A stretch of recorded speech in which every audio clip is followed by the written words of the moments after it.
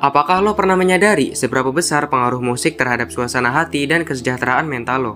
Di era di mana musik menjadi pendamping setia sehari-hari, penting banget buat memahami bahwa nggak semua melodi musik membawa dampak positif. Apalagi lagu-lagu cengeng atau galau. Gimana sih dampaknya buat Gen Z atau milenial?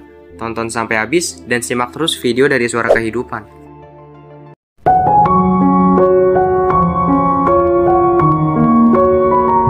Di kesempatan kali ini, gua akan membahas tentang bahaya lagu galau atau sad melankolis dan gimana sih musik bisa mempengaruhi perasaan lo.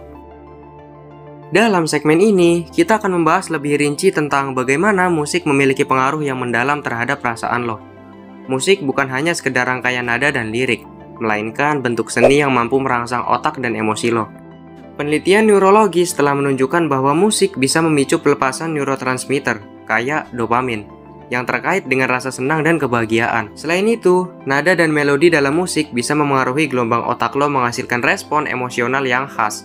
Jadi, ketika lo dengerin lagu dengan melodi yang melankolis, otak lo merespons dengan menghasilkan perasaan sedih atau melankolis. Nah, dengan begitu, kita harusnya lebih berhati-hati dalam memilih lagu-lagu yang kita dengerin, terutama saat mengalami perasaan tertentu. Kadang-kadang, kita mungkin memilih lagu-lagu dengan emosi yang sesuai dengan perasaan kita pada saat itu. Tetapi, kita juga perlu menyadari potensi dampak jangka panjangnya. Sekarang, mari kita telusuri lebih dalam apakah lagu galau bisa menjadi pemicu depresi. Pertanyaan ini menciptakan kompleksitas dalam hubungan antara musik dan kesejahteraan mental. Beberapa penelitian menunjukkan bahwa ada korelasi antara mendengarkan lagu-lagu yang menyeratkan kesedihan berlebihan dan peningkatan risiko terkena depresi.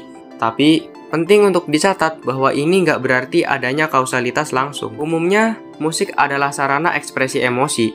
Lagu-lagu galau seringkali mencerminkan pengalaman manusia yang melibatkan kesedihan, kehilangan, atau patah hati.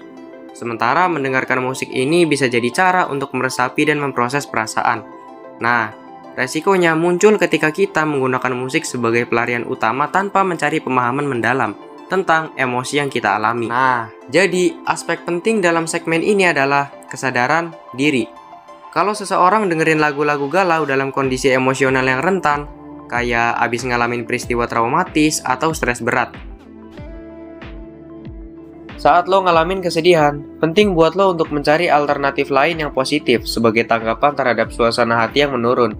Ini nggak hanya ngasih solusi jangka pendek untuk mengatasi perasaan sedih, tetapi juga membantu lo mengembangkan kebiasaan sehat dalam mengelola emosi. Nah, alternatif yang pertama adalah mendengarkan musik upbeat. Salah satu alternatif yang efektif adalah dengerin musik upbeat atau yang membangkitkan semangat. Musik dengan tempo cepat dan lirik yang positif bisa ningkatin energi lo dan merangsang pelepasan endorfin, hormon kebahagiaan. Alternatif yang kedua, mungkin lo bisa coba untuk menonton film komedi. Film komedi adalah pilihan lain yang bisa membantu mengangkat suasana hati. Nah, alternatif terakhir yang mungkin bisa lo coba adalah aktivitas fisik ringan. Melibatkan diri dalam aktivitas fisik ringan juga bisa menjadi cara efektif untuk mengatasi perasaan sedih.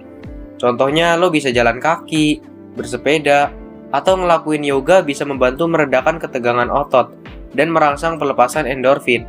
Aktivitas fisik juga bisa menjadi bentuk meditasi gerak, membantu lo mengalihkan fokus dari perasaan negatif. Nah, kesimpulannya, kurang-kurangin dengerin lagu cengeng atau lagu galau. Boleh aja, tapi secukupnya. Terakhir, thank you banget buat yang udah nonton video ini. Jangan lupa like, komen, share, dan subscribe. Dan jangan lupa juga untuk follow sosial media lainnya dari Suara Kehidupan.